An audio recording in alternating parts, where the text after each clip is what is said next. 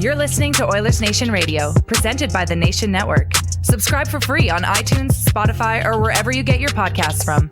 Thank you very much, Lisa. Oilersnation Radio is back. It's Friday, and as we do every week, we start off with a shout out to our friends at Oodle Noodle. But this week, I want to talk about something a little bit different.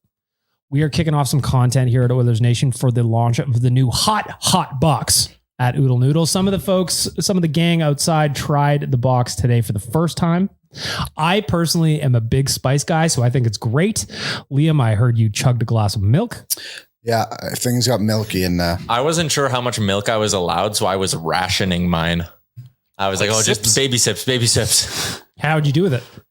Oh, horrendous. I took it's tasty, but boy, oh boy, if you like spicy food, that is a thing for you.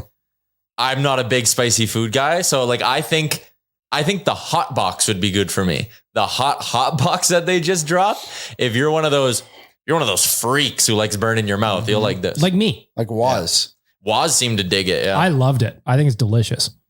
Another thing I should mention, just because Tyler mentioned the hot box, think Szechuan for the hot box, but this one's got habanero peppers in it. It is fucking spicy. Well, yeah.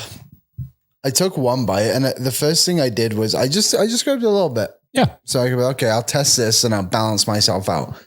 An instant, just mouth was gone. So watch out for some content coming out around the hot box with our friends at Oodle Noodle. Very shortly, we're going to have some stuff coming in, including some questions that we took from you. So thank you for your involvement. We will post that as soon as the squad has kicked it off. Tyler, what do you got for a delicious debate today? Delicious debate today. We are, once again, we're in the thick of it when it comes to the offseason. It's July 14th. This is the dead era. So I want us to take a look back through Oilers history a little bit. Right now, we're very excited about Connor Brown, right? And Someone asked me the other day, they're like, how screwed are the Oilers if Connor Brown doesn't work out? And I was like, that's a very interesting question. So the way I'm flipping this to you guys, the Oodle Noodle delicious debate. What's the biggest offseason move that you were the most wrong about? Who's the player you were so hyped when they got him and it just absolutely did not pan out? Hey, Waz, buddy, we're recording in here, all right? So Oilers free agents signing right away. Is that what you're kind of thinking? Yeah, Oilers free agent ad or a trade ad in the summer that you were like, this is it. This is changing us next year. And it just did not work out. And I'll float one out here real quick. I, for whatever reason, was in on Ben Eager. I remember that. Oh, man. Ben Eager and also Darcy Hordichuk that summer as well. And it was we're going to be tough to play against. The kids are going to play so free now. And you know what? Ben Eager scored 10 goals one year. If he comes to Edmonton, who's to say he can't score 15? Ben Eager played parts of 3 seasons with the Oilers, tallying just over 80 games, scored 9 goals in those 80 games. Not great.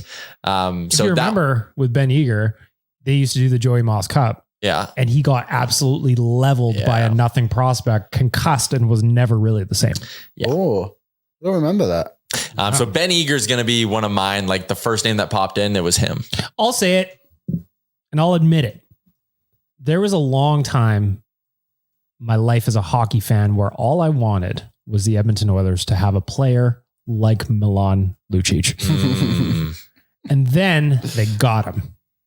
So that first year of Milan Lucic, obviously there was the Taylor Hall trade that kind of soured it a little bit. I was excited about Adam Larson, mind you, but I got to admit, I was excited about Lucic. And in the first game, I'll never forget it. Somebody hit Connor. He went out and absolutely dummied that person. Derek England of the Calgary Flames. All right.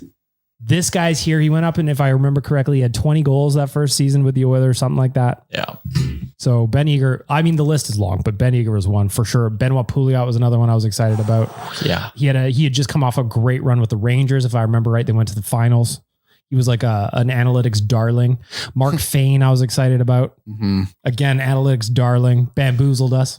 Then I saw him cutting it up as a black ace on the dance floor at the Pint.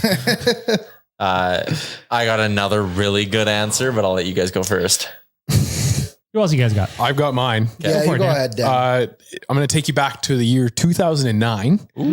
We had just had a tandem of Dwayne Rollison, Matthew Guerin, and Jeff Delorier as our goalies the previous year. And then that offseason, a goalie became available that had just taken his team to the Western Conference Finals, and he was replaced by Cristobal Huet because of injury, not even because of his play. Yeah. It was because of injury. So we had the Western Conference Final goalie in Nikolai Habibulin coming to town, and I thought this team was finally solidified on the back end, and we were just going to start to build from there. And that 2006 Cup run, we were going to be going back there pretty soon. And we know how that. Another time I was wrong is when Chris Pronger signed a 5-year deal, and I thought Chris Pronger would be in town for 5 years. And damn, was that a good thought? No, did he not stick around? Didn't see that contract through. Yeah, something happened. Liam, do you have one yet? Unlucky. Mine's a bit. The Happy Bullying one was something I had, but not because I knew all of that what you just said. But when I moved to Canada was the 2010 season, right? So they just got Taylor Hall first overall, and then there was the hype around Happy Bullen being like, this team's going to change. Yeah. And I started watching and I just questioned anything anyone had ever told me in life. Yep. Because of Nikolai Happy Bullen. I'll kind of go for a different angle on it, but honestly, when Paul Yarvi came back, I thought things were going to change quite a bit from his perspective. And it did, to his credit, and it just didn't work out in the long run. But yeah, I thought Paul Yarvi was really going to be a staple in this top 6 for a while. Another guy, sorry to cut you off there. Another guy that I was excited about because I'd watched him from afar for years with the Flyers was Joni Pikkanen. He was going to be the Oilers puck moving D-man that they just didn't have. He was going to be the guy that put up pucks up the ice. He was going to get a shot from the point through. He played only 63 games with the Oilers for 26 points, but to get him, traded from the Flyers along with Jeff Sanderson and a 3rd round pick in 2009 to the Edmonton Oilers for Jason Smith and Joffrey Lupul. Oof. Oh boy. That was actually in the moment a pretty big deal. Hey, that was a lot of names going back and forth. I'll give you another one that just couldn't live up to the hype or pressure. Andrew Ferentz, right? Good in the community. Great in the community. That just him coming in combined with the Aikens thing becoming what it did. Captain before playing a game. Yeah, just ugly all around. I'm reading actually the inspiration from this. Zach had an article 2 years ago where he looked back through the last 10 years of Oilers free agent signings and that Ferentz one popping up. Zach graded them all. There's a lot of Fs. Ferentz was one of the Fs. Run through some of the other ones on that list. So we can actually go back. 2011 was the eager year where they also signed Hordichuk, Potter, Cam Barker. There's some names on I thought Cam Barker was going to be a great buy low candidate. Oh, he's going to find his game here, right? One of those guys just needs 3rd overall pick. Yeah. Yep. Belanger. He had the extra year. He was committed, man. Yeah. 2012, they did Hordichuk again. Fucking right. Run him back. Got it. Smitty that year, which Zach gave it a C grade, but solely based off vibes. Smitty coming back was more than a C grade. And that was the extension after they traded for him. But Yan Denis, okay. 2013, hello, Craig McTavish as GM. Fadoon, Acton, Yoansu. The big 3, as they call them. The Miami Heat had their big 3. That was our big 3. Jesse Yoansu was another guy who won the Ty Ratty Award as the preseason champ. They also Taylor Fadoon he's the one who I felt bad for him because didn't he break his tibia or something like that? Yeah, he was the one that he kind of helped. The bone came out. That rule kind of came out because he was against the Minnesota Wild. Yeah, then, it was on the road because it was on the internet. The Oilers had both those guys because Curtis Foster too was another reason why that rule had changed. And then Fadoon came back in with the Sharks, and he's now I think with the Stars. He still plays. He's played on hey, Puck Doku answers. Keep Taylor Fadoon in the back of your mind. Yep. That summer they also got Ryan Hamilton, Jason LaBarbera, and Andrew Ferentz. In 2014, it was Fane, Ollie, Gazdick, good guy, Benoit Pouliot, so not great again. 2015, old sexy Reg was the big move. And you know what? People shit on that. I disagree with that. I disagree. 2017, that run, he was the lights out. And if he doesn't get hurt, they may have beaten Anaheim. Yep. Agreed. Yeah. Because he wasn't really the same in Edmonton after that injury either. What like a high ankle sprain or something? I don't remember what it was. Yeah. It was. Yeah, I think that's what it was. What else you got on that list? We're now on to 2016 where Jonas Gustafsson. Oh, the monster. The monster. Also Milan Lucic, Mark Frazier. So nothing great there. 2017, they didn't do anything in free agency. Well, yes, they did. It says Ty Ratty right there. Oh, yeah. Sorry, Ty Ratty. He was the answer. Yeah. 2018, they brought back Kyle Brodziak along with... just wants to move on from Ty Ratty. No, there was literally just nothing in that section. Nothing in that section. It was just minor league guys. Kevin, was it Gravel or Gravel? Either Or way. Gravel. Which then, if you can mess with Pokemon. Gravel, is it Kevin? Or Cavan. Oh, no. Makes you think. I always thought it was Reeder. Kevin Gravel. I mean, in the moment, we thought Toby Reeder was a lock for 9 to 10 goals, right? If he had just scored a goal or two, we would have won that playoff. We would have made Something's the in the playoffs. water.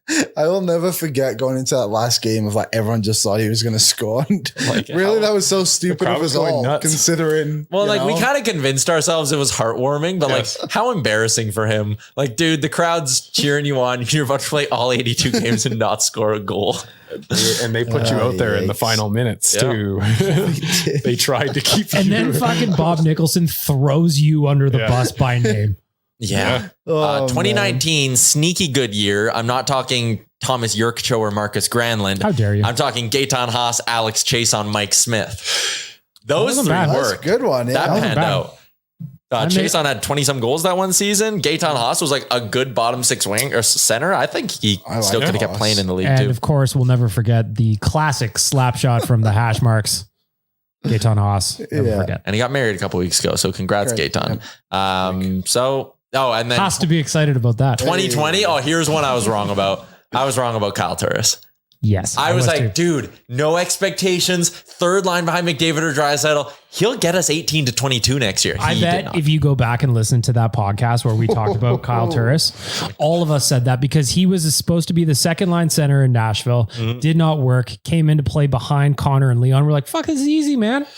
Easy. His cap hit is still on the books, I think, for like 5 or 6 more years That in rules. Nashville. Good for If you, you had man. to guess, how many goals do you think I looked on Liam's screen? How many goals do you think Kyle Turris scored as an Oiler? How many games did he play? That is 20 plus 20 is 40 plus 7 plus 3, 50. 50 games. I'm going to say 6. I'm going to say a little higher at 8. 3. Anyone 3 want, is the number? anyone want to guess how many points he scored? God. I'm going to say 6. I'm going to guess. I'm going to guess 3. He scored as many points as Ben Eager had goals for the Edmonton Oilers. Fucking A right. good old 9. Yeah. However, I will say, Shootout specialist, though. I was just going to say that Kyle Turris did earn some respect in my Bucks. Remember, was it game 1 of the 2021 season? Oh, yeah. He went out in the shootout as the third guy, and all of us were like, are you fucking kidding me? And then he buries one in game 1. He's like, this is it. Kyle Turris turns his I had a- career around. 1 goal that year. I think one of my most viral tweets was about Kyle Turris that year. Oh man, I want to see it because they got to a shootout a couple games later. I tweeted, "Welcome to the Kyle Turris Revenge Tour on October 13th, 2021." This You should is, share that one. there's been some names. I Nashville also Predators still play Kyle Turris. just Twitter searching my handle Yeah. and Kyle Turris. November 18th for some reason. Kyle Turris Revenge Tour 2.0. November 1st. Kyle Turris Revenge Tour in full swing. I've got one from January of 2022. On Kyle That goes- Turris. Yep. It goes, Oilers going to the shootout. Sure could use Kyle Turris. Let's lower him from the rafters like Sting. There you go. I can't imagine I have any Kyle Turris. Shout out to Kyle Turris.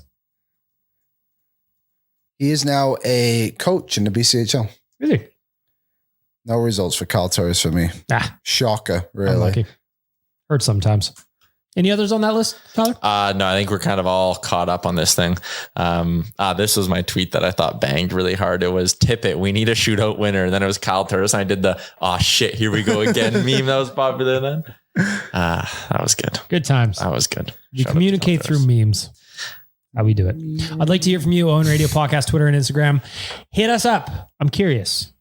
Who are you most wrong about in the offseason? I found my tweet about Kyle Turris, and it was comparing him and the Wayne Simmons signing in Toronto. So I Well, would neither say really it's pretty worked, much so. exactly. Yeah. Do you know what? I'm going to throw a name out there. Go ahead. Okay. And it is still time for this one. But Jack Campbell's probably on the list too. Yeah, he'll be on the list. Yeah, we're But, gonna. Yeah. We're gonna give Jack. I'll give him the benefit of the doubt. Yep. But it could have been better. Because we don't have an option to get out of that, I think Yes, a lot of there's us no- are going no to choice. You do, but it's a painful one. Yes. It hurts real bad. be. I if you just want think to. that that's why the fan base just has to swallow that pill for a while still. You know what? The guy's such a sweetheart of a person. Like, I want to cheer for him. I really want him to do well. It's not as jagged of a pill as others have been. Although sometimes I would say that, like, I wish he had a little bit more of a fuck you attitude in him. Yes. You know, like Mike Smith, he'd be like, you allow a bad goal, Mike Smith. He'd be like, fuck you. I know I did. And he'd be like, all right, then. The question was, who held themselves more accountable, the defenseman or Mike Smith? I want to hear from you on Radio Podcast. Who have you been the most wrong about? Certainly in the history of this hockey team, there's got to be a handful of names. No? Of course there is. Of course there is. Maybe they brought in UC Jokinen just because they remembered all the shootout goals he used to score. You know, you lost Kyle Turris. You got to fill him in somewhere. Yeah. All you need is a good Mike Morrison for that situation. Yep. Wasn't Sam Gagne a shootout specialist too? Yeah, and when he was very early on, and some of his were just destroyer shootout goals too. Yeah, go on YouTube and search up Sam Gagne shootout highlights. They're sick. I was just looking at OceanGate has deleted their social media accounts. If anyone Why? What happened? I'm not sure. Look it up, like Steve Buscemi. If you can find that documentary on OceanGate, it's worth it. It's worth it to watch. The one that they produced themselves. It's unbelievable. What do I look at? Sam Gagne 8.9 or Sam Gagne shootout goal? There's so many great memories. Is there a good compilation of the shootout? This is 2 minutes. The 8-goal night. We're just gonna sit quietly now while Liam watches highlights. They're all so nasty, bro. Yeah, and he would do like the Gordon Bombay triple deke times 3. Yep. You know I always like watching highlights there from on the Red Wings. Rexall.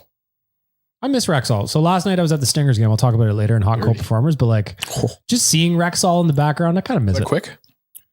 Yeah. Oh yeah. Cause it's right there, isn't it? Yeah, it's right there.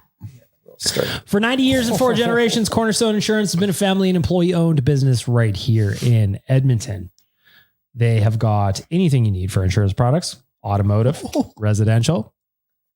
Boys are having a good time watching Sam Gagne highlights. That's gross. Visit cornerstoneins.ca/nation to get yourself a quote in just moments and use the promo code NATION to receive an exclusive rate. Get your insurance done and get a discount while you're at it. What's impressing you over there, Liam? All of Surely them. Insurance products. Yeah, Sam Gagne's insurance products. The only insurance he needed was that he was the Oilers' insurance. In the shootout. I've lost track of Good. No, you're good. You're good. Yep. The goalie needed to buy insurance every time Sam Gagne lined up for a shootout. No, the Oilers needed an insurance goal, so they sent out Sam Gagne for the shootout. Got it. Right? That kind of makes sense. Yeah. We'll give it to you. Yeah, I guess so. A couple of items to cross off the list here. Ryan McLeod's arbitration date has been set for August 4th. That is not really that far out. Jason Greger today on Oilersnation.com. His guess is somewhere around 1.8 to 2.1. How does the folks on this podcast feel about those numbers? Well, so the one guy whose decision came down recently was Noah Cates in Philly, who got 2 years by $2.6 million. So Noah Cates, if we look back to last season, 82 games, 13 goals, 25 assists. So 38 points in 82 games. You compare that to McLeod. I mean, McLeod had 11 goals in just 57 games. So I know health is a thing too. So that'll hurt him a little bit. 23 points in 57 games. You know, he's right around, I guess, the same point production pace as Cates. I think he might actually get like 2.4-ish in arbitration. Like he's got an interesting case of like, hey, I produced 11 goals in 57 games, hit double digits, and I don't get to play with Connor and Leon. Like I produced. So I think he might be a little bit more than 2.1. At least I'm worried he might be. I'm worried about it too. I mean, you can grind Bouchard a little bit more because he doesn't have arb rights, I suppose. But I guess the argument, if I'm trying to think of both sides of that conversation, the argument that Bouchard's camp would make is ultimately big picture. He's a more important player. Let's get this done. Yep, probably. So that's the concern. But I mean, again, I think Ken Holland's dream of going into next season with a 21 or 22 man roster, whatever it was, I think he said, was it? Yeah. He wanted a 22 man. It's going to be 21, Ken. Like you don't have the money to have an extra forward hanging around, and that's fine. Unless we get some kind of mysterious trade here between now and October. I'm with you. It's going to be a 21. Yeah. It's, I don't know. It's going to be intriguing to see how this kind of happens. What's the date? August 4th. So there's still some time to kind of wrap it up and get it done before then. The Oilers kind of owe Ryan McLeod a little bit of money here. So it's not surprising that it's kind of got to this point, I think. Yeah, I think the Bouchard thing is just going to have to wait till next season. Like, I feel like he's the one who's going to have to take a bit of a pay cut, and then the others will just have to pay it forward next year. And to be honest, it's nobody's fault. both these guys deserve that little extra cash that they both want. The cap is what it is, and Ken Holland has done all he can to try and put this team together. And people keep talking about this, like, oh, we got to get a fourth line center. It's like, well, I think we got two bigger issues to worry about before we go and hunt for a fourth line center out there. Yeah. What do you think McLeod's ceiling is? I think he's a Second line winger would be a ceiling for me. To me, I see him as like the Andrew Cogliano, the modern, like tons of wheels. Hands are okay. Probably not going to score you a ton, but maybe he has to evolve his game a little bit into a different style. I think 1 year he could pop home 20. I can see that. 100%.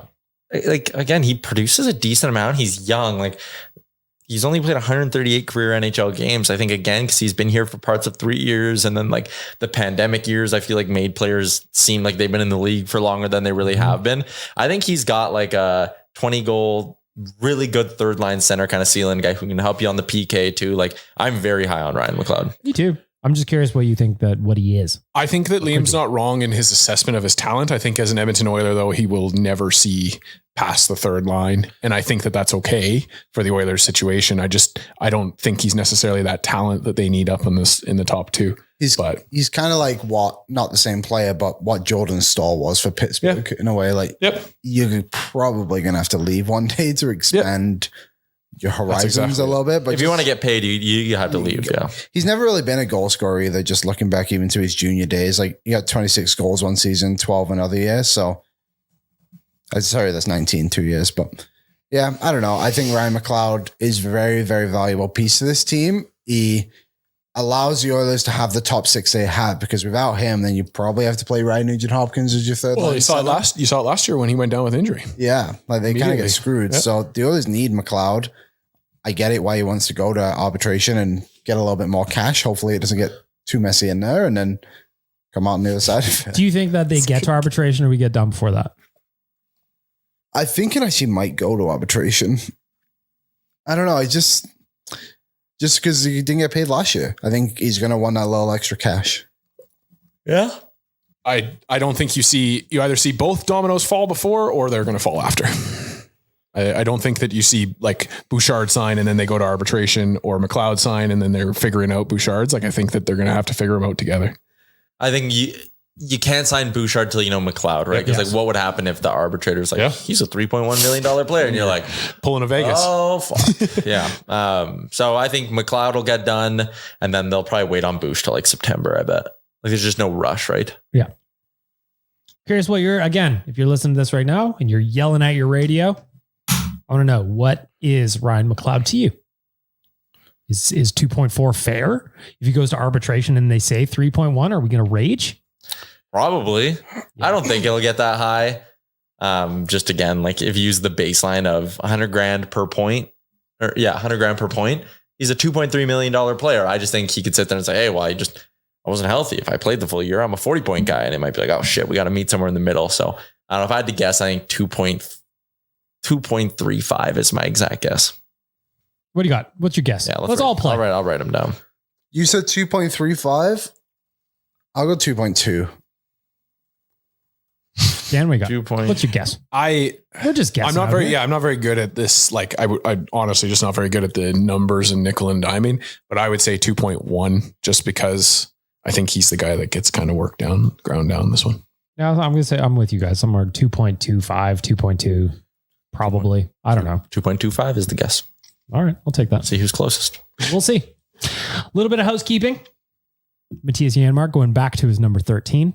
So if any of you with the Puljujärvi jerseys are looking to get recrested. It took me a long time to try and remember what number he was last year. Janmark, I was like, the hell was he? I was like, 26. Yeah, 26. Going back to the traditional 13, he feels like it's his lucky number. Will he score 13 goals next year? If Janmark starts off slow, will he change back to 26, do you think? Will he change his name to Puljujärvi? That would be. So that people will defend his shitty play regardless of how what he's actually change doing. His number to 98. Mm-hmm. 10 and 66 last year. Remember, he started in Bakersfield, right? Like this year, he probably starts with the big club. You have to think so at $1 million. Yeah, Mark should have gone with 98. No, I'm just saying it. Should have done it. Just go for it. Fun. Oh, fuck, that would have been great. So good. Why does Bedard wear 98? You know, that actually is kind of like, it's disrespectful. Well, I'm not saying it's disrespectful, but like Connor wearing 97. Born in 97. Bedard wearing 98 is just clearly because he thinks it's sick and it's in between McDavid and Wayne, right? It's a marketing thing. All the kids born in 99 are just like, they can't wear that number. I mean, Bedard would have been born in 2005. He should have gone 05. Yep. Let's bring zeros into the numbers. I agree. Might have to eventually. Yeah. Or triples. Right? Like, why? Yeah. Why? Triples is always the best. Yeah. I'm number 111. That's what I'd be. I like that during the show, Liam, you're just always Googling things. I need to know. I need to know what we're talking about. Or when I played summer hockey, I wore double zeros. Not allowed to do that. I think that's sweet though. Why That's not? a great Who number. says no? Fucking right. Fucking right. Trying to find what number he wore. Yeah. He did wear a 98 back in 2019. Connor McDavid was already winning MVPs, so he's just trying to copy Connor. Our Connor, not himself. I'm surprised he doesn't call himself Connor McBedard. Maybe he does. That one kid that came through, Connor McMichael. Yeah. I wanted the Oilers to draft him so we have them all, just like how the Canucks drafted 2 Elias Petterssons. Yeah. Rack him up. Hey, one of them's going to work. You know? Right? All right. Tyler, we were talking earlier about some of the worst hockey jerseys of all time. I said immediately it's the Nashville Predators. You said any Nashville Predators jersey. Specifically the yellow ones. I do not ever want to wear a yellow jersey. That was the first one on the TSN post about this was Jason Arnott in a yellow Preds jersey, the mustard it is yellow. Awful. I can see them. why you would like them as a piss enthusiast. Mm-hmm. I love piss. Everyone saw me at the Stampede collecting as much piss as I could from that horse. Yep. Some other ones that TSN had in the post, the Islanders one that was black, gray, and orange and just said Islanders across the front. It was like football great. style. I thought you were going to give me the Captain Highliner one and I was going to get upset. This two-tone Sabres one. Nope. Where the back was navy and the front was yellow. That's no good. And it said Buffalo in tiny font. Very dumb. Someone had these old school Habs ones in there. If you want to go to Instagram and go to TSN Official, they have all the ones we're talking about there. I don't mind that one. Yeah, I didn't hate that either. It's kind of cool. It was old school. Someone said the phlegm color on the old Penguins ones, like what Crosby would have wore the first year he won the cup. I kind of agree. Basically anything in that Reebok era when like the colors were all toned down and it was just, that was our pajama logo or pajama jersey era. Yeah. Especially like Pittsburgh's got such a classic jersey too that they could wear and then they bust out those and you go, why? It's like when the Oilers were wearing that. I know some people like the orange. I just was never a fan of the orange jerseys when they had the royal blues just sitting there. I liked the 2017 oranges. I didn't like the newest iteration of the oranges, but so that brings me to the way we're tying this into some Oilers talk. Part 1, what is your least favorite Oilers jersey of all time? I didn't like the Meteor jersey. I'm assuming. No, just those random blue ones they had. What was it? It was. I think that would have been like 2006, wasn't it? With like the front striping piping. Let me find it. The PJ jersey. Mine would be. I actually liked the original Meteor jersey. The third jersey, the reverse retros last year, probably one of the worst ones. The reverse retros last year. Yeah. So the McFarlane reincarnated. But then they tried to crowbar orange in it and it just didn't fit. For me, you didn't like those, the ones they wore, their home jerseys in the 06 playoffs. No, not Turn that around. I want to see. I don't remember. The navy blue with the copper really? Blue. I thought those were good for the time. I'm happy they're back to royal, but I just think of like the Oilers should be. They never should have changed. Yeah. Blue and orange. Yeah, I agree. Not that. I hated the ones that had the orange shoulder yoke or the blue shoulder yoke with the orange numbering in it. The ones that McDavid wore, I think it was his rookie year. 2017, I think is what you're thinking. I've got a new one. I like those. I didn't like it because it was such a change from the oranges that they've done. And then they went back to that orange, that vibrant orange again after that. It was a weird kind of sentiment. I didn't like the ones, Dan calls them the pajama jerseys from what would have been like they always the 90s. make me think of the only player I can envision in them is Strutty. They look like practice jerseys. I call them pajama jerseys because they just felt incomplete. So it's like the sleeper, like the thing you get at Walmart, like that kind of a jersey. That one is without a doubt my least favorite. I think a lot of people would agree with that take too. Like the piping on the arm. You should it was like a make full that the cover band. photo for today's episode. Yes, it was a full Jason's band, right and then it stopped on the other half of the arm. And like everything was cookie cutter in the NHL, right? Because Reebok just got the contract and was like, we're doing it all the same, like promoting the brand. Part 2 of this question, we'll go to the other end of the spectrum. If I had a magical jersey making machine in the studio right now, and you could pick the exact jersey, era, and name on the back and print off one jersey to own, what would it be? I just bought mine. The answer to this question, I just bought it for the playoff run. You did. Oh. That blue and orange, the classic. But you have that. I'm saying you could get a new one, whatever one you want. But like, you're asking me my dream jersey? Yeah, jersey. That's the one. I have it already. What if you could get the blue and orange Nugent Hopkins? Love it. I think I'd go with the original McFarland jersey with a Chris Pronger, I think, just to that wouldn't be bad. Just to like go back to that era, have that jersey, and have it be a thing that actually I changed my mind to be more interesting. There you go. The reverse retro from 2 years ago, the orange and white. You cannot get those anymore. I'm so happy. I would love to have a Ryan Nugent Hopkins in that color. For me, just because I think the vibes of rocking this around would be cool. 06 era, but the white one, because I think white's crispy. Alish Hemsky on the back. Ooh, that'd be nice. How nasty would that be? Yep. Cruising around in that. If someone's got a lead on that, slide into my DMs. And you know what? You don't see enough Hammer jerseys. You don't. That's what I mean. This is more respect. Liam? I'll go Pajama Strudwick jersey. the Hell yeah. McFarland Ryan Smith. Ooh, OG McFarland Ryan Smith on the back. Yes. That's not bad. That'd be real good. One of my buddies, for whatever reason, has an 06, the one you said you don't like, Liam, 06 home jersey with Gator on the back, Jason Smith. Nice. I'm like, I don't even know why you have that. We were born in 97. Like you would have been 8 in that run. But I love it. He busts it out for playoff games all the time. It's sick. I have a buddy who, every time I see him wearing it, it makes me laugh. He's got like I guess it would have been just after 06, whatever those jerseys were just after that run, but he's got a Zach Stortini. That's a good one. Nobody gets more attention when they go to a hockey game than this dude I know when he's wearing a Stortini jersey. I have a cousin who has an Eric Cole pajama jersey. Fucking right. Tough look. I'd love to have an Igor Ulanov. Oh, that'd be great. My buddy has an Igor Ulanov jersey signed. Kumsi's got a new love. I think, yeah, you're right. Yeah. And he's got a Bossignor too. He's also got a George Larocque I really like. Kumsi's got. And Jay you know has what? a Jujar Kara. He does have a Jujar Kara. If you got a George Larocque from the era of when he was an Oiler, that is a classic Oilers jersey to own. And George will probably sign it for you when you see him. Absolutely. Here in town, yeah. Without question, he would sign it for you. He'll probably come to Edmonton just to sign it for you. It's that kind of guy. Mm-hmm. All right. Any other fantasy picks? Wish list? I'm just going to say the worst jersey I've ever seen is the Calgary Flames Heritage Classic jersey that they wore against the Canadians.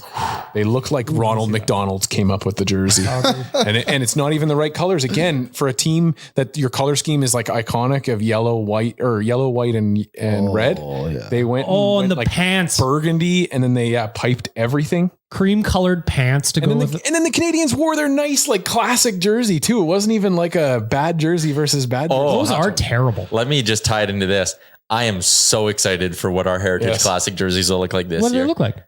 We talked about it a while ago on the show. But is it the one that you found? Yeah, I think so. That's what it is? I think it's going to be that. Yeah, it's going to be a playoff of the Mercuries. Okay, so then new dream jersey. Yeah. Nugent Hopkins on one of those. Oh, I think I'm just going basic with that one. I'm just going Connor on the back. Yeah. Just give me a McDavid in that Heritage Classic, and I feel like I will own that. When I'm like 90, I'll be like, grandchildren, come here. In whatever futuristic way you do that, and I'll show them that jersey. I'll be like, this. Get back to bed, Grandpa. Grandpa, nobody cares about your fucking jersey. Tyler as a grandparent is going to be awesome. Probably very similar to the way I act now, but yeah. Come here, kids. I'm going to tell you the story about my jersey. Yeah. Jesus Christ. Can I tell you about the time I sold a hat to Noah Gregor? Shut up, Grandpa. Why don't you go back to avoiding the grind, Grandpa? It's my last show until vacation. I can't wait to get out of here. Mine too. We need to get... Yeah. You know who's got a Struds jersey? Jay's got one. Oh. He wore it on a nation vacation one time. That's funny. I can't wait to go on nation vacation and wear my Devon Shore jersey. That is going to draw some attention. I have never seen Devon Shore play a hockey game with that jersey. How about those two guys we saw in Vegas who had the Pitlick, Chris Russell Oilers jerseys? I also saw Brandon Manning. Remember that in Vegas? Yeah. Which, like, why they had that, I don't know. I assumed it was him. I was just going to say, did you see him or somebody? I assumed it was him. Got it. Better be a last name. I saw some good ones during the playoffs. I saw Slepyshev. I did a post on Oilers Nation Instagram the other day. Slepyshev. That's one of my favorite things to do is I call them unicorns, just finding those out in the wild. So good. During a watch party at the arena, not this last run, but before COVID, I saw Brad Isbister signed by Brad himself. Wow. That was a random one. It's like he's the one guy that bought that jersey. Yeah. Brad was like, I'm going to personally seek this person out and sign it for him. I don't mind that. I respect it. In fact, Mr. Isbister. Not only does Liam have a Devon Shore jersey, Liam has got a searchable GIF on Twitter. But you don't even search up Devon Shore to find a GIF. You search up Liam Horribin and it comes Really? up. Yeah. That's the best. That's good. Anton Slepyshev had 10 goals last season in Moscow, was a captain the year before, an assistant captain, I always said he was a good leader. and then got stripped of it last season. Ah, That's Was why a captain for 2 years, and then last season was just not a captain. well, There you have it, it's folks. just like, I guess that team is like the San Jose Sharks. Remember when they had 3 former captains playing for them? Right. So Great. weird how I love teams it. do that. Just trade the men. Mhm. He's also on the Olympic team. Good for him. For our friends at Betway, talk a little betting, provided that you are 19 plus and can do so responsibly. I wish that I'm going to send an email to Betway, just at Betway. At Betway. Please give me Shohei Ohtani trade odds. Oh, yeah. I want to know where he's going. Just because I'm on the front page right now. Betway boost for today, plus 300 Shohei Ohtani to hit a home run versus the Astros. Guys hitting bombs. Someone on TikTok was saying the Orioles make sense. They could give up enough to get him. But the thing is, like, you have to give up so much to get him. And like, you're going to want to sign him, right? So that's the tough part is like, what team could realistically pay the money or would want to pay the money to sign him? I think Seattle's a sleeper. I was talking to Cam about it. Yep. Coombsy believes wants to stay on the coast. Mm-hmm. So now my thoughts as a result are Seattle and the Dodgers. The Dodgers would make a lot of sense. But like, if you're the Angels, do you want to do that? Do you want to trade your franchise player and give him to the crosstown rivals? I don't know.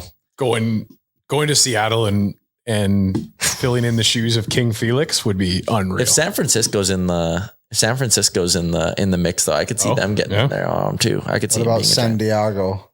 Padre. They've spent so much They'd have money to the give last up. 14 months, 18 months. It's just insane. They can't What's afford another 500 million? it. But think about that. Like, the unique thing about Ohtani is like one of the best pitchers in the AL and one of the best hitters in the AL. Sometimes in the same game. Sometimes in the same game. So like the best as a pitcher, he's worth $25 to $30 million right there, at least. Yep. As a hitter, he's worth $30 to $35 million. And the thing is, I know some people might be like, oh yeah, but like, got to be a disc. You actually get both of those productions. There's no, whoa, look at that bird right next to BM. Oh, it's gone now. Did I just fall? Right there. I see it. Yeah. He's like fluttering right by the window. Nobody tell Waz. The thing is, like, you get both of those. He really is the true definition of 2 players in one. Like, it's not like you make any concessions by him being a dual player. So, well, to me, it's uncharted territory, right? Yeah. When you go into that next contract negotiation, it's never happened before. No one's ever been able to market themselves like this. It's fascinating. So it really is. I would be, if I'm him, I'd be like, whatever Aaron Judge just signed for and whatever the best pitcher just signed for, I'd be like, those two together, this guy. and it's not even like, in hockey, it might be like, oh, but like, you want to play on a winner, you got to take less. Like in baseball, it just doesn't, I know there's a luxury tax, but like, it just doesn't matter all that much. Like Steve Cohen spends billions of dollars. Ohtani can get whatever he wants. And that's what the crazy part is. He could very well be on a $600 million contract easily. Turning back to the Oilers, boys, I want to ask you about these odds from our friends at Betway as they stand today, Friday, July 14th, for the Jack Adams Award winner. Where do you guys think Jay Woodcroft slots in on this list? I'll say he's 11th. The Jack Adams Award is traditionally a most improved award. So the Oilers didn't really improve. So I would say, middle of the pack. What do you think, Liam? I got 9. He's the 4th best odds. Oh, Or like worst odds, depending on how you look at it. 4th from the top. How's that? Okay.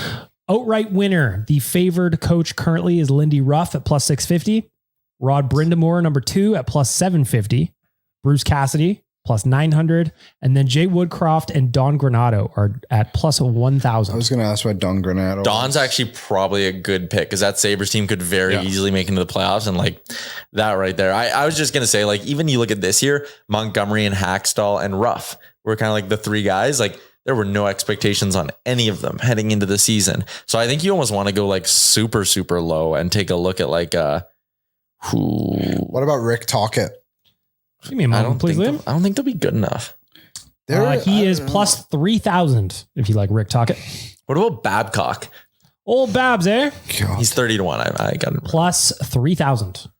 Like, I think Columbus will have a sneaky good year. And if they get in, like, it's basically a 30 to 1 ticket on the Blue Jackets making the playoffs. Because if they get in, he'll win, though. The voters will back him. Yeah. I have one more. Go ahead. DJ Smith. DJ Smith is right behind Woodcroft at plus 1,500. 100 to 1 on Yotes coach Andre Tournier. I could see them making a little bit of noise. I think that division softened out a little bit. By the way, and I don't know if he wants us talking about it or not, but I'm just going to do it anyway. We are discussing for Nation Vacation, potentially going to Mullet Arena this year. If we can make this happen, we need to make it happen. You will never in your life have the opportunity to watch an Oilers game, Connor McDavid do his thing in an arena that fucking small. Yeah. I don't know if it's going to work because the dates are odd and getting there is odd and getting tickets is odd. Dan's nodding yes because Dan works on all this stuff behind the scenes. But if we can make it happen, damn it, I hope we do. I'm not saying it, so don't hold me accountable if we don't. Kindly fuck yourself. I'm still waiting to hear back from them first. Get that out of the way, and then we'll go from there. Yeah, I'm just dreaming out loud, Dan. Yep. That's essentially all we're doing. 100%. That place would be loaded. It would be really cool if we can make it work. Man, if we can make it work, we got to do it. I'm just trying to see, like, if there's a team last year that, like, if you look at the standings, is there a team that you thought should have been in the mix but wasn't and is now all of a sudden going to be in the mix? But do they have a new coach? Yeah. Which is always the thing I like look Washington. at. Washington's a situation where I could see an opportunity where the teams look at, or the voters just look at the way that they were last year and say, figured it out this year. The reason I mentioned Arizona, and I'm like actually not even kidding all that much. One, Carol Vermelk is a good goalie, so there's that. But like you look in the Pacific first, Edmonton, LA, Vegas. The three playoff teams are there. And then it's kind of like, yeah, Seattle, Vancouver, Calgary. I could see all three of those teams being bad. I could see any one of them maybe squeaking in. In the Central, okay, you got Colorado, Dallas, and Minnie. Who else is good there? Chicago is going to stink. Winnipeg will probably not be very good. Yeah, St. Louis might be better than they were last year, but they didn't do a lot this offseason. Nashville, I don't see them as a playoff team next year. Didn't you hear Ryan O'Reilly called them a cup favorite? Oh, there you go. Brian knows. But my point is, like, how many teams in that division could you actually see Arizona being better than? And I'm kind of like, 1, 2, 3. I could actually see them being better than like potentially 4 teams in that division next year. It's crazy, but they could be a wild card team next year. Back to the Oilers. I got a question for you. Again, for our friends at Betway. What do you think the odds are, unless you've cheated? Liam, Googler. What do you think the odds are for our boy Stuart Skinner? He's going to be playing on a very good Oilers team. We know this.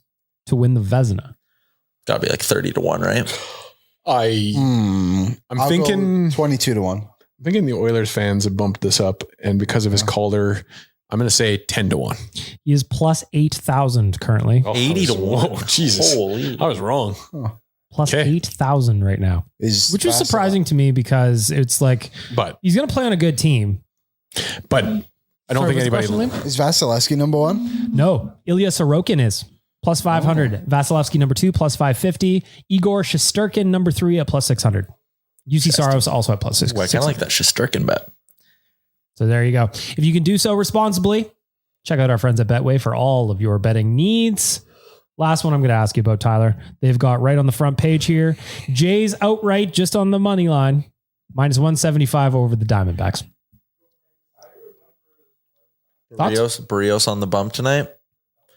I think I like that. Jays are at home. I'm taking them. Sorry, did you say they're dogs or favorites? They are favorites. Minus 175. Yeah, minus 175. Yeah. I'd maybe sprinkle run line then and try to get after it a little bit. Arizona's been having a really good season. Return of Lourdes Gurriel and Gabby Moreno as well. But they're 4-6 in their last 10. So coming out of the All-Star break, Barrios on the bump. Like I said, he's having a very good year. Why not back the Jays? There you go. Oh, the guy that's starting for Arizona has a 5.19 ERA. Yeah. Gave up 7 earned runs to the Mets in his last time out. Yeah. Hammer it.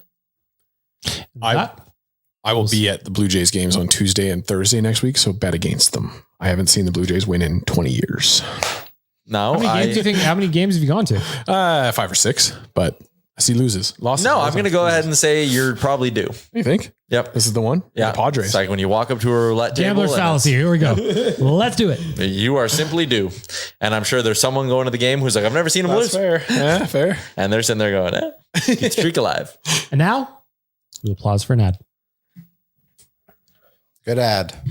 Or not if you're Liam's.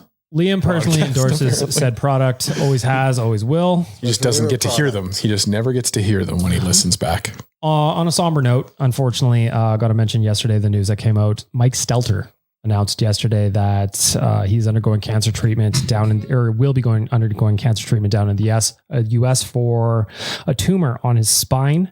The reason I want to mention this is they do have a GoFundMe available because he has to go down to the US. This treatment is not available in Canada. Of course, Mike is Ben's dad. I just couldn't think of a worse deck of cards for a family to be dealt. So if you can go support the Stelters, please do. The link is on Oilersnation.com. We're also going to have it on our socials. Go check that out. If you can help, please do. If not, just give them a share. Help spread the word a little bit and see if we can't raise the money needed to go get Mike his treatment. And all of us here, I think it's just safe to say, keep fighting, pal. We're thinking of you. Thinking of you. Fight like hell. Fuck cancer. Mm-hmm. We are all Stelters. Don't really know how to transition away from that, but I got a handful of Ask the Idiots questions here, boys. So as we do in the off season, some of these are just bad. So what it is, that's like just like sometimes our answers are bad. Most of the time, I'd say. Never. Yeah. Ask the Idiot. This one comes in from Reed. All right. Not Reed Wilkins, different Reed. Hoping to ask the boys on Oilers Nation Radio, should the amount of cups matter for players to get into the Hall of Fame, as in Major League Baseball World Series wins don't count as much as their skill does? Tyler? Okay, wait, hit me with that again. Essentially, Reed feels that the NHL more heavily weighs Stanley Cup wins as like a barrier to entry for the Hall of Fame, whereas baseball is more like your individual stats can lead you into there.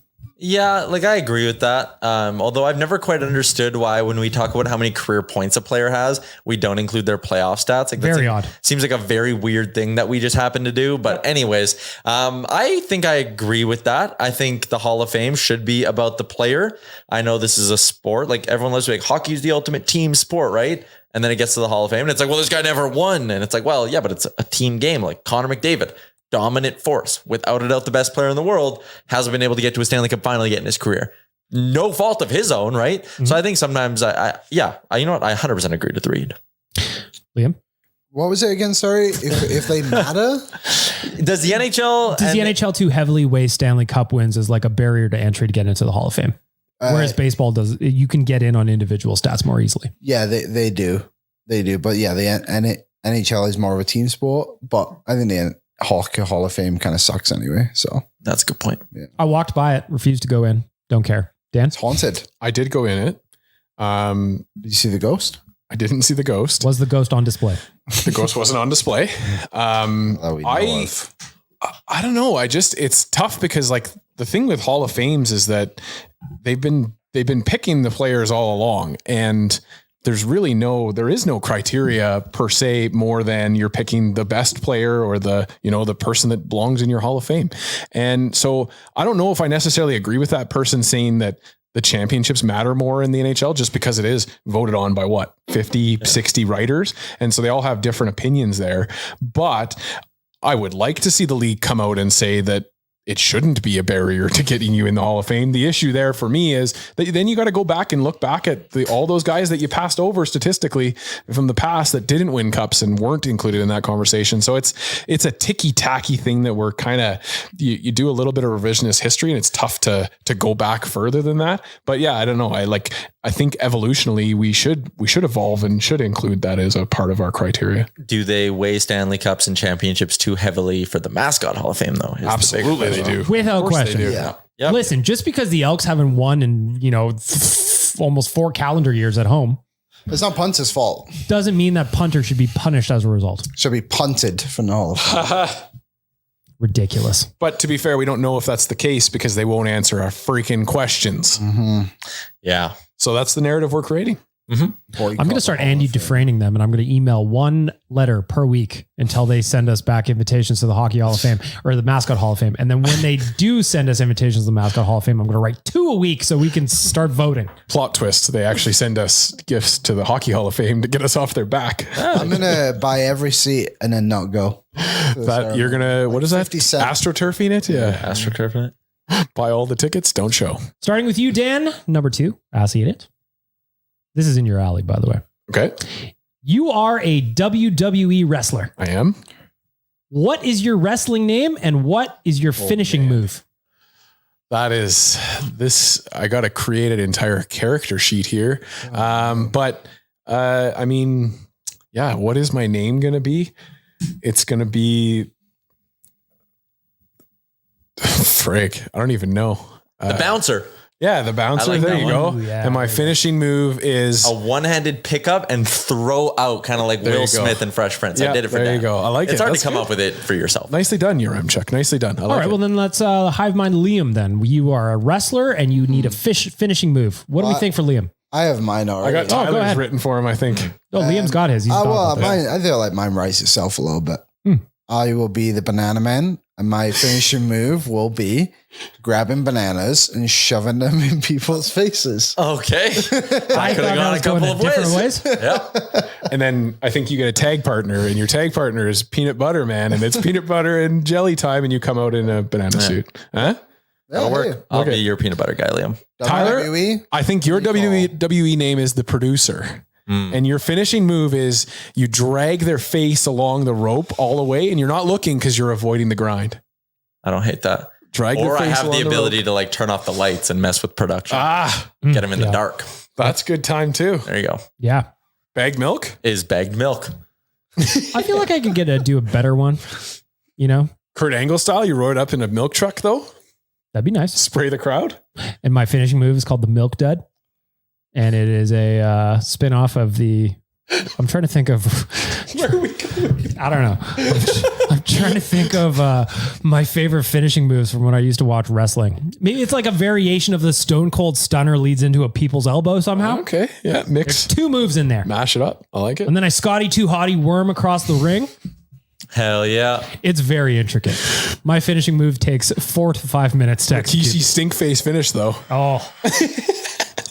I've been eating a lot of Wilhock beef jerky. I'll just blast it. Gotta hit him with the stink face. The beef brew is what I'll call it. That's dumb. Tyler, Yeah. Bless you. question number 3, ask the idiots. You are starving. I am. What is the ultimate, if cost is no issue, what is the ultimate meal you can have at an Oilers game? Ooh, at an Oilers game. I love the pierogi poutine there. It's so good. So I think I'm going pierogi poutine, double Ryan ginger, because again, cost is no problem. I can do whatever I want. And I'm going to get, again, they're overpriced there, but one of the little bags of candies, like one of the Maynards. They're probably like $9, I think, or whatever, and they're expensive. Liam, you're at an Oilers game. Cost is no issue. You are starving, sir. Put together the ultimate meal. I'm getting a slice of pizzazz. Not the burger.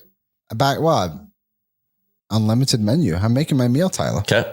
My slice of pizza, bag of popcorn, a nice crispy Molson Canadian, and may as well slide in a cheeseburger.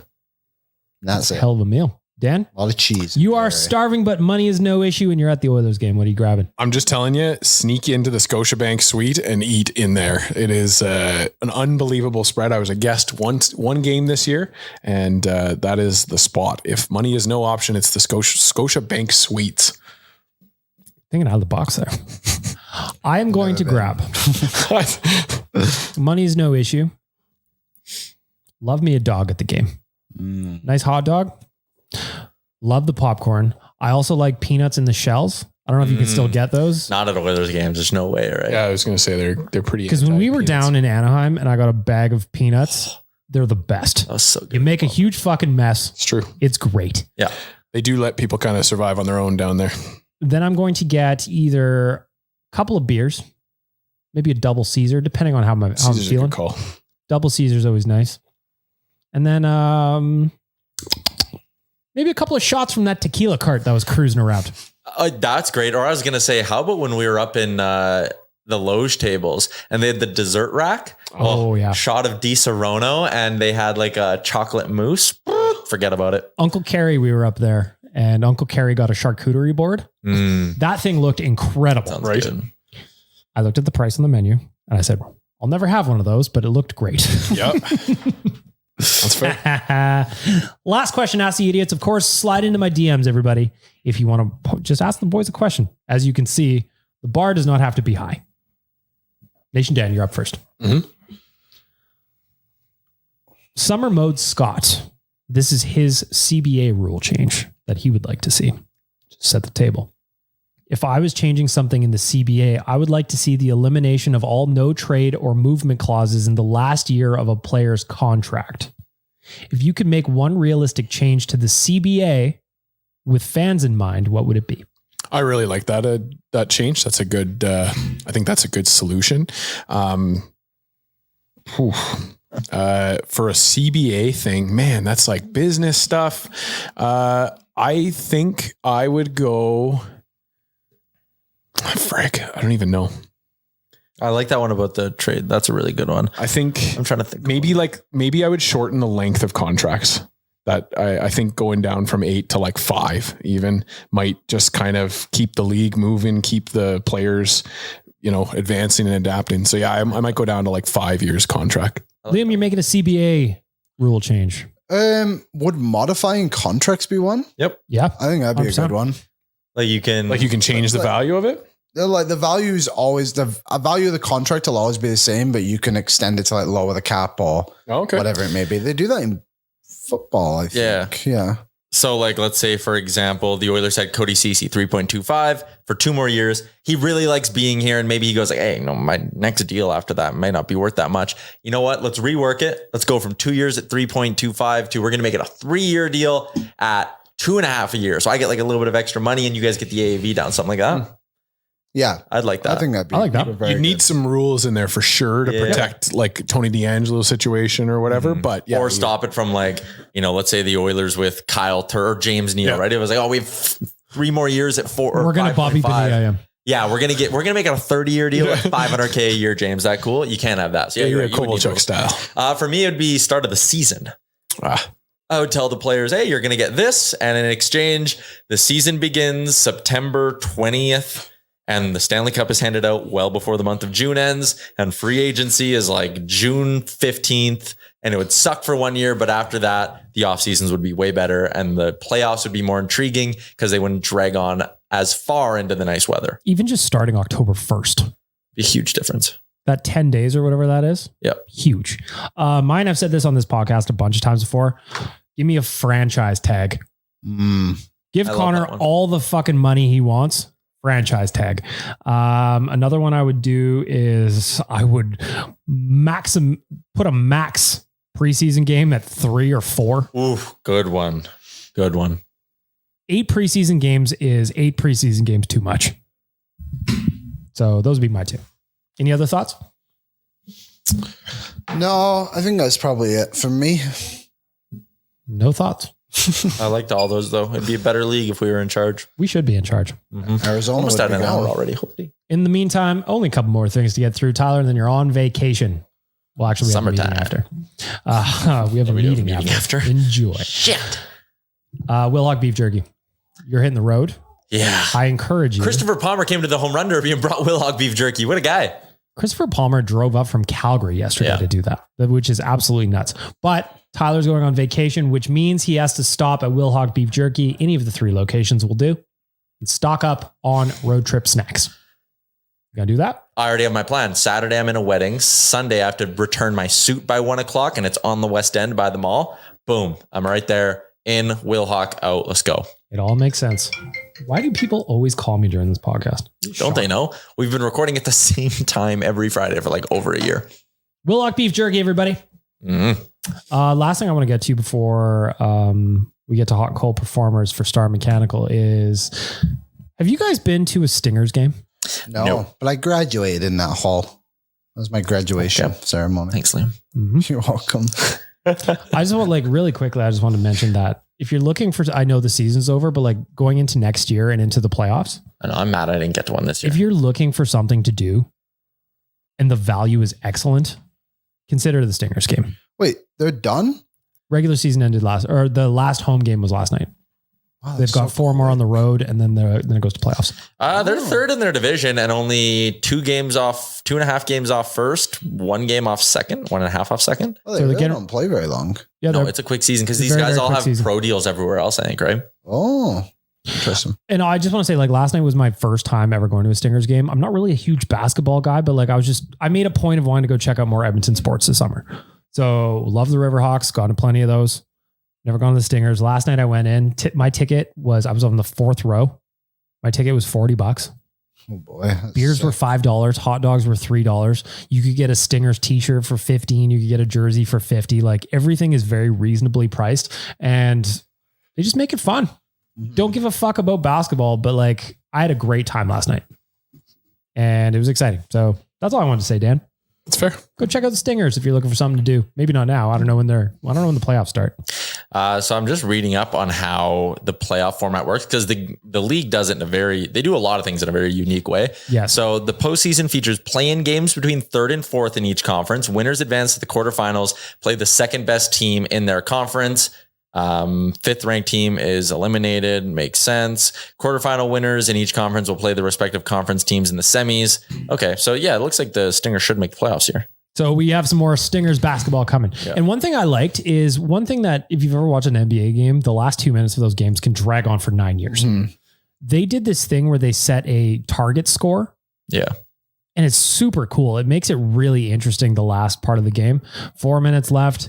The winning team, Saskatchewan last night was winning. They add 9 points to their total and then they go first to 86 wins. Doesn't matter how long it takes. And it just was back and forth. And it made it really exciting. Vibes were excellent there. They started doing that in the NBA All-Star games too. Like I believe if you hit like a certain amount, so then the guys actually try, and to the NBA's credit, and I think basketball, they do a very good job of making their sport entertaining because those guys are freaks. Like some of the athletes in that sport are unreal. The thing I'll say for the NBA always is that they constantly have an eye for marketing their game. Mm-hmm. They're always trying to forward move the needle in a positive way, like this in-season tournament now that they've launched. Weird. Like people are panning it right now, but I think just like Tyler said with his CBA thing, I think you're going to have a little bit of growing pains this year with this tournament, and then it's going to take off and they're going to love it. And you're going to see it in other pro sports too. You're going to see in-season tournaments.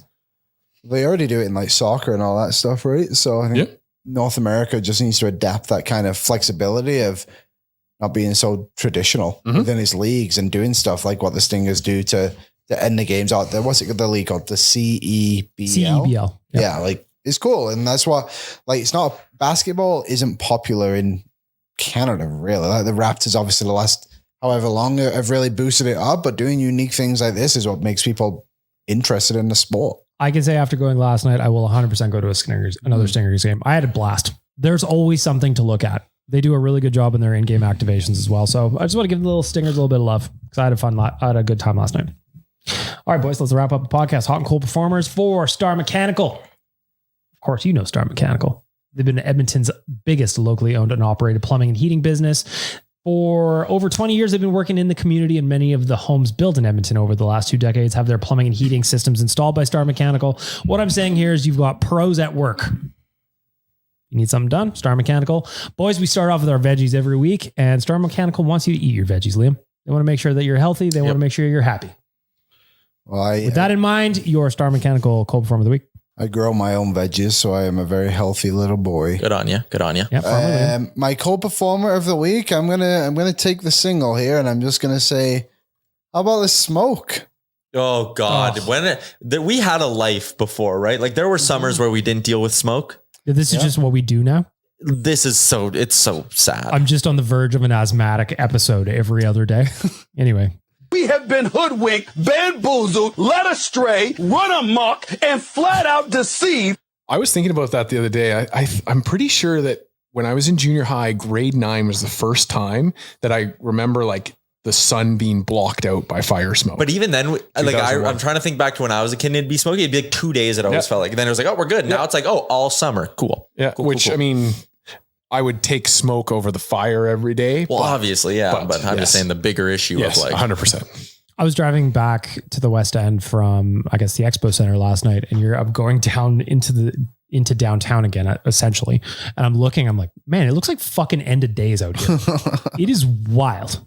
Anyway, Nation Dan, your Star Mechanical cold performer of the week. Well, you already mentioned it, Bag Milk, and I think all of Edmonton is just feeling it right now. The Stelters and having to go through what they're going through right now. Cancer, you get a big old cold performer of the week. I don't have an appropriate button for that. No.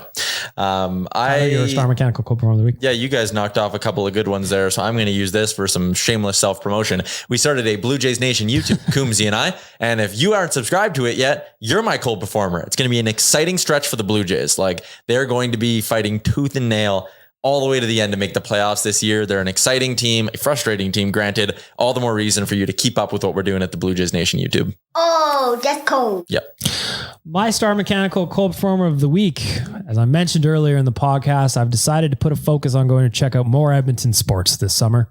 Mm-hmm. I love my Oilers, but I was looking for other things to do. And last night, well, one of our teams just tied a professional sports record for the most consecutive home losses with 20. Yeah, but don't fire anyone, though. I don't want to hurt anyone's feelings, right? They can't fire anyone. I know because of the coach's cap, but there was one moment though in that Elks game yesterday which just cracked me up. So they got a touchdown at the end. The running back, I think his name is Brown. And you know how on TSN they always zoom in and as they're going down the sidelines, he's like, "We ain't done." Next play, kicker misses the conversion. I was like, that is. Oh, now you're done. Perfect. I was like, that might be it. So I guess this cold performer, the organization, the fact that this has gone on this long, like, I'm sorry, but this is fucking CFL and you haven't won in 4 years at home. Real bad. Bad. Crazy to me. And you know what? I'm also feeling for all the season ticket holders that are still grinding it out. So Edmonton Elks, you get the cold performer of the week. What the hell is going on? I just want to feel good about that team once.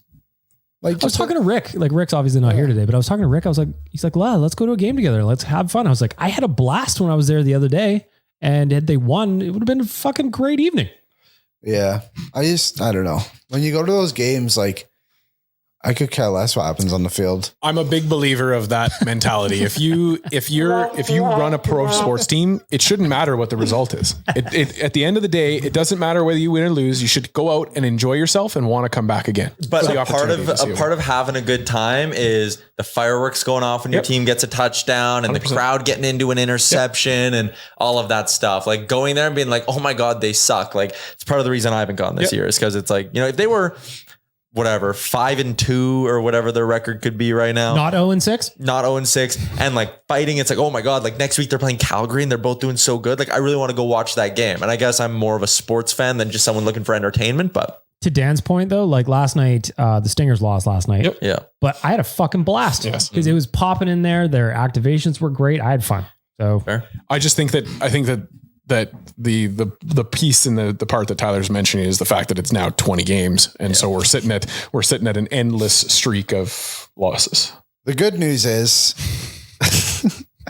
the Elks may be 0-6, but the Stampeders are 1-3, which means the Elks are only one win away from being right back in that playoff picture. Also have played 2 more that games. That is outrageous. Yeah, I guess because they just kicked off this week, right?